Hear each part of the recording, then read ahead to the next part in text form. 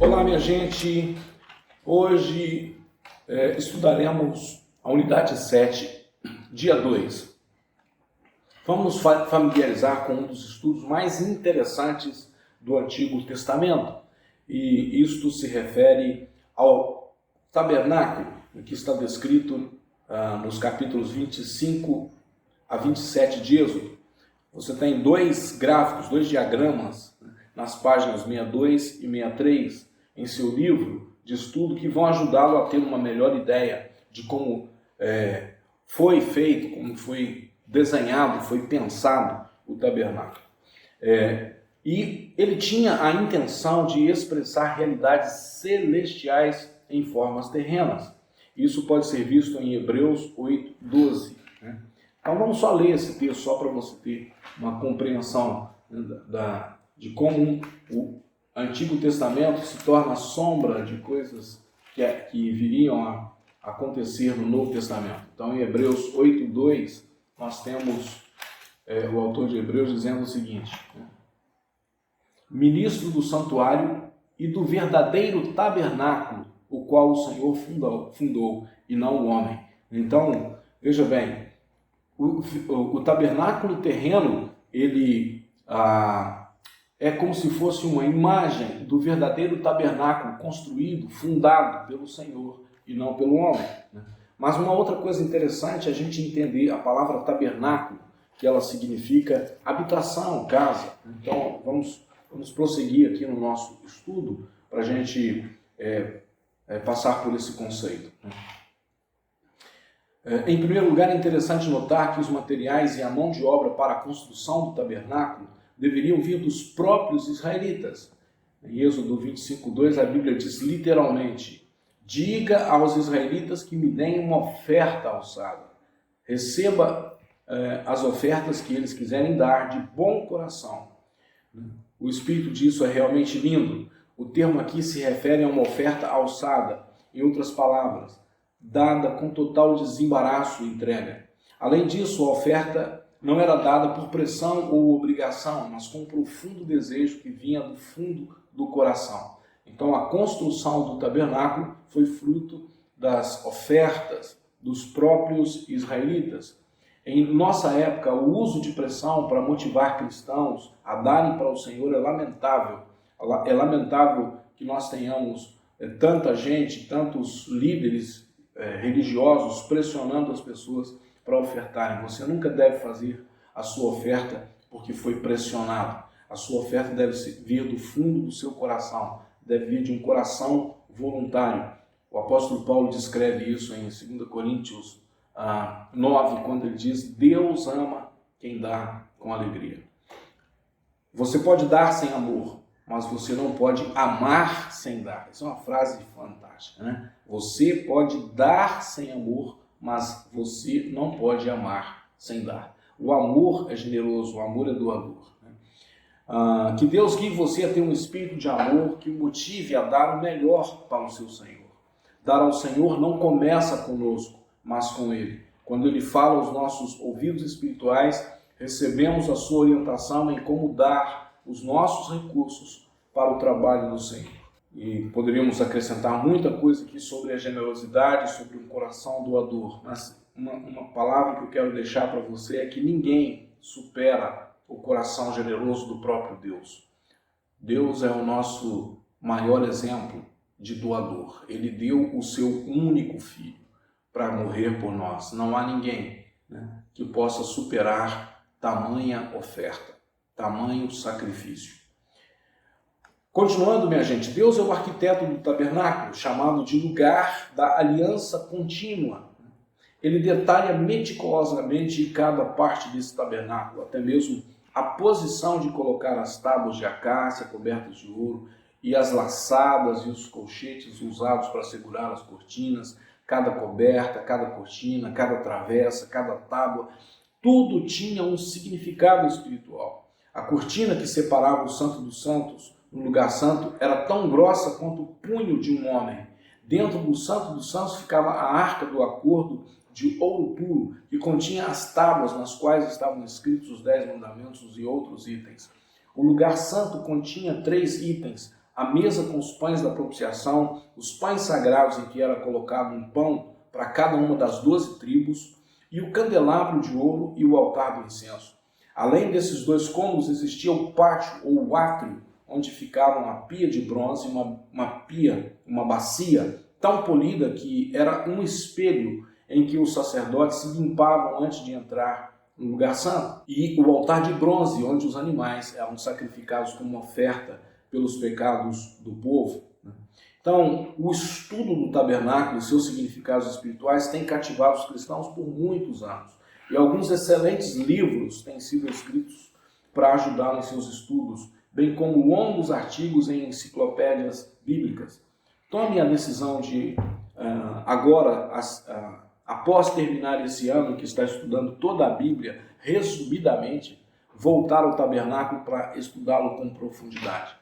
Então, você não precisa fazer isso agora, porque nós estamos no estudo acelerado de toda a Bíblia em resumo, mas quando você tiver um tempo mais precioso, ache algum conteúdo para que você possa estudar mais profundamente o tabernáculo.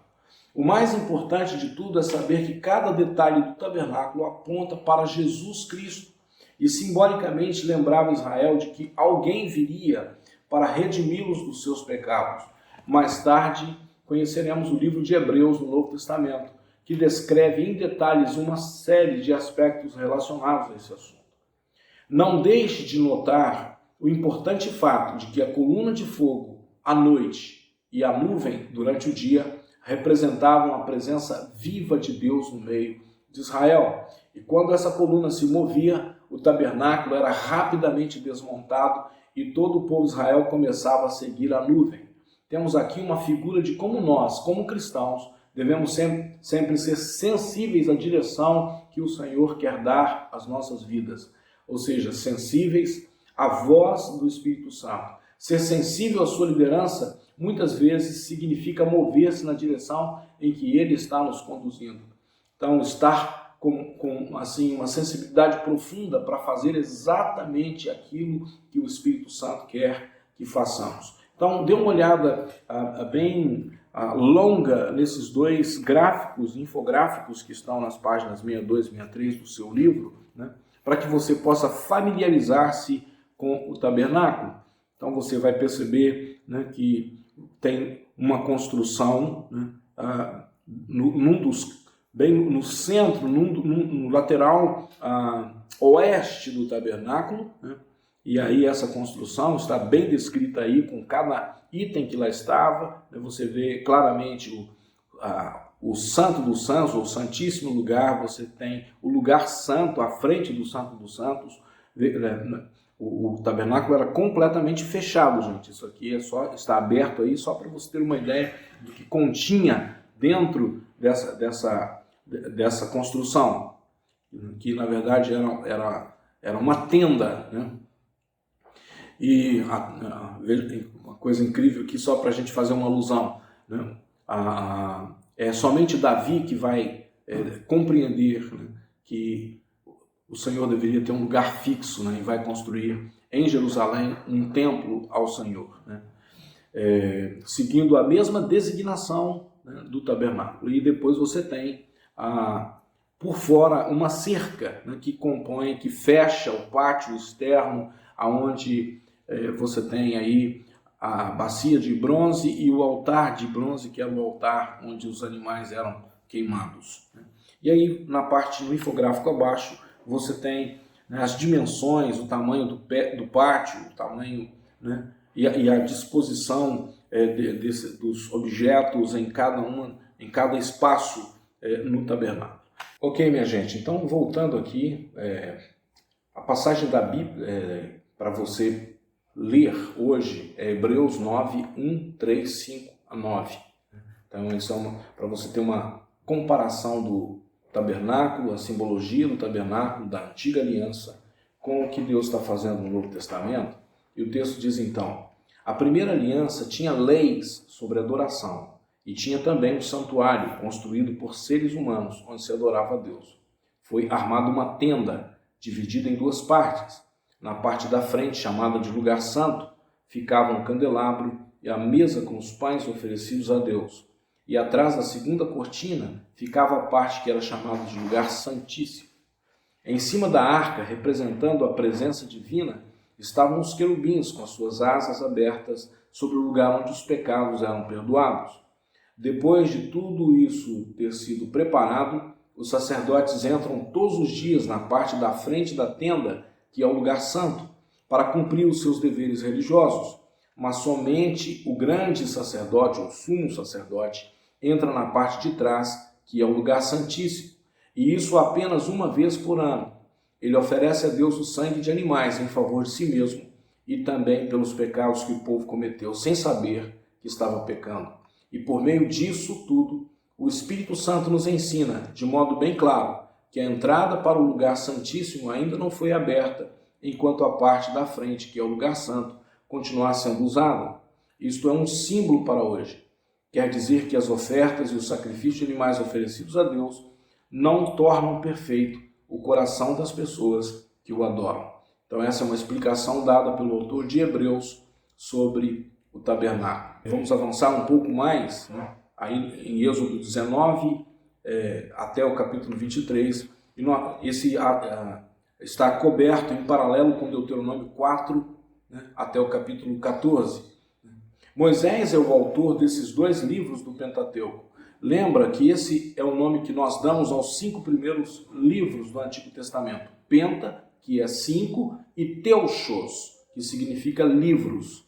Então, Pentateuco, os primeiros 5 livros do Antigo Testamento. Em Êxodo, Moisés está escrevendo a história para lermos. Em Deuteronômio, temos a mensagem da despedida de Moisés. Ele está falando a uma nova geração de israelitas que nasceram e cresceram durante os 40 anos que eles perambularam pelo deserto. Lemos que Moisés tanto escreveu como falou a eles. Ao comparar as passagens paralelas, descobrimos que Moisés discute os mandamentos de Deus nos capítulos de Deuteronômio em maiores detalhes do que em Êxodo. Assim, se você deseja apenas ter um panorama geral, leia Êxodo. E para uma descrição detalhada, leia Deuteronômio. Muito importante você entender que nesses 40 anos que o povo de Israel andou pelo deserto, toda aquela geração que saiu do Egito, ela morreu no deserto, ok? Apenas 2 homens daquela geração, isso os de 20 anos para cima, ok? Então todas as pessoas que tinham mais do que 20 anos, vamos dizer assim, as pessoas que eram já de maior, né? Na nossa linguagem, os maiores de idade, eles morreram no deserto, exceto 2, Josué e Caleb. Eles são os únicos que vão entrar na terra prometida. Nem mesmo Moisés entrou na terra prometida, o que é muito triste, né? Porque ele conduziu o povo até a entrada, ele viu a terra, mas por causa de um ato de desobediência, ele não pôde entrar. Muito bem, minha gente. Seguindo então os 2 relatos, né, tanto de Êxodo como de Deuteronômio, né, iniciam no Monte Sinai, também chamado de Monte Horebe. Eles contam em detalhes como Deus falou no monte para o povo e como Israel ficou estupefato com a experiência. Espiritualmente eles eram tão carnais que disseram a Moisés: nós não queremos chegar tão perto de Deus. Suba você no monte e fale com ele. Volte e conte-nos o que ele disse. Minha gente, isso é, infelizmente, a atitude de muitas pessoas, inclusive nos nossos dias, né?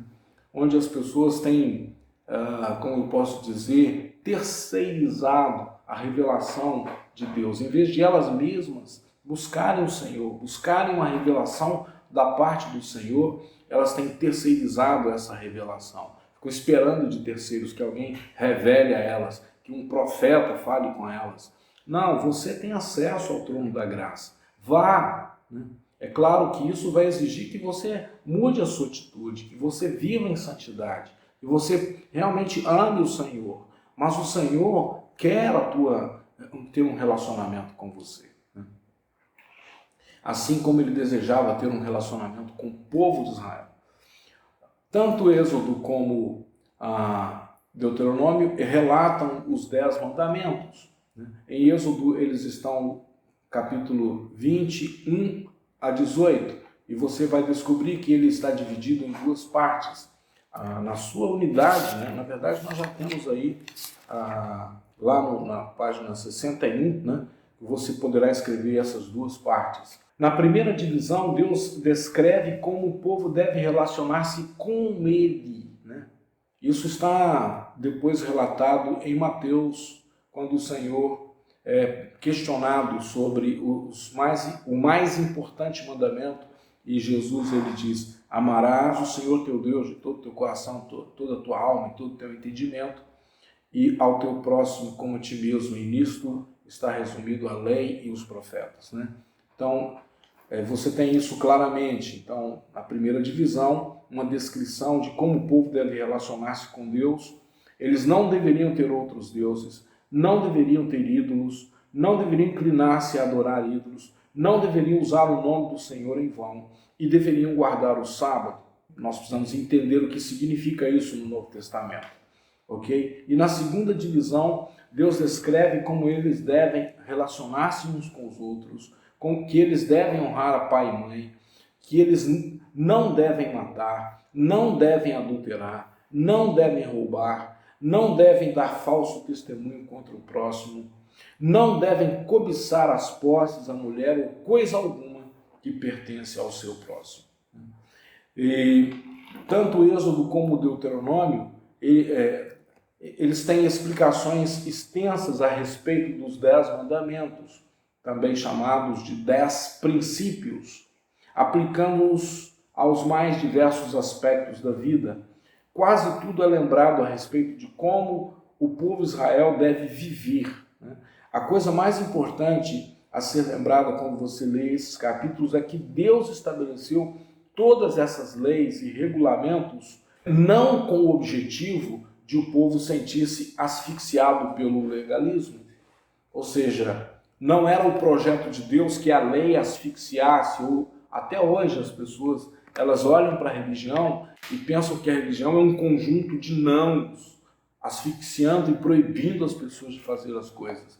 E que quando você está na religião, você é proibido de fazer as coisas. E veja bem, meus irmãos, esse não é o projeto de Deus. O projeto de Deus, na verdade, ele é um projeto libertador. Você é livre das amarras. O pecado é que é escravizador, e não os princípios e mandamentos divinos. Eles, na verdade, são libertadores para aqueles que assim decidem viver. O motivo de Deus fazer isso é porque, como o autor da vida, ele sabe a melhor forma de nós vivermos. Ele nos conhece muito bem, né? Ele nos criou e sabe o que é melhor para a nossa existência, né?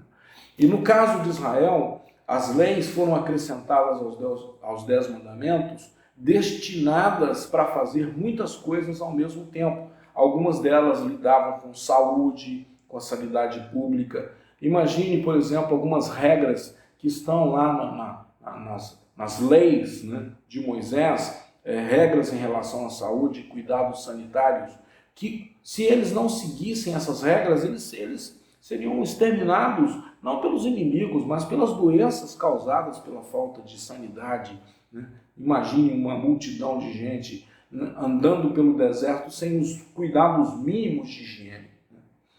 E algumas outras foram destinadas a lembrar uma nação rebelde sobre a sua caminhada diária com Jeová Elohim.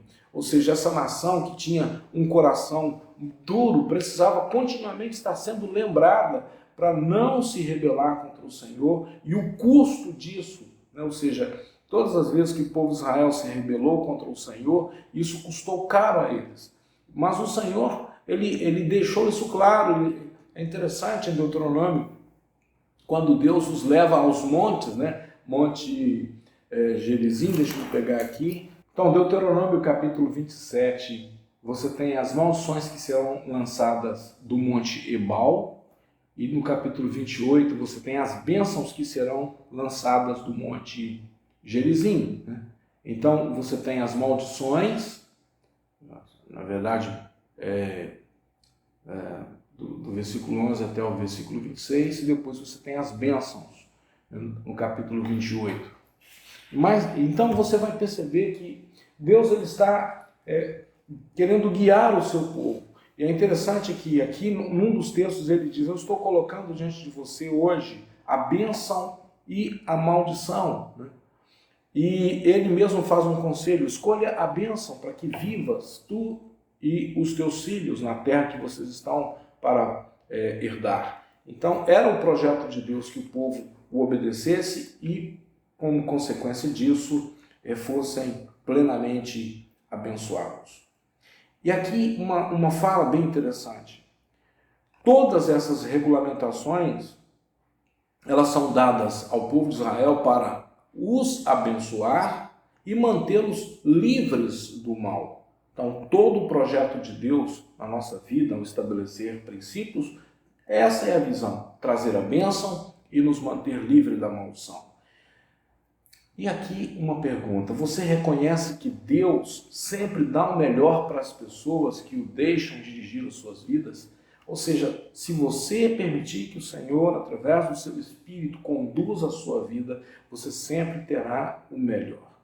E agora vamos ler esse texto.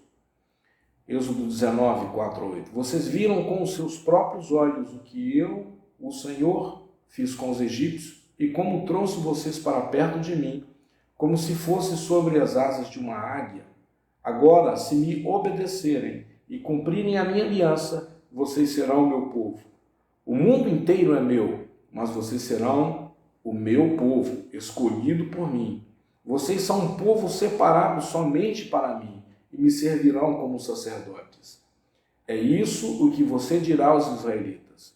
Então Moisés foi, chamou os líderes do povo e contou tudo o que o Senhor lhe havia ordenado.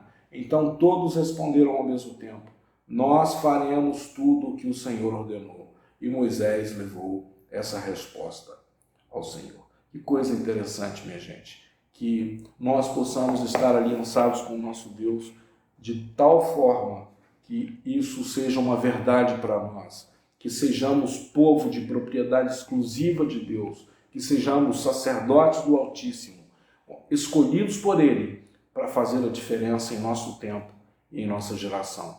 Que Deus te abençoe.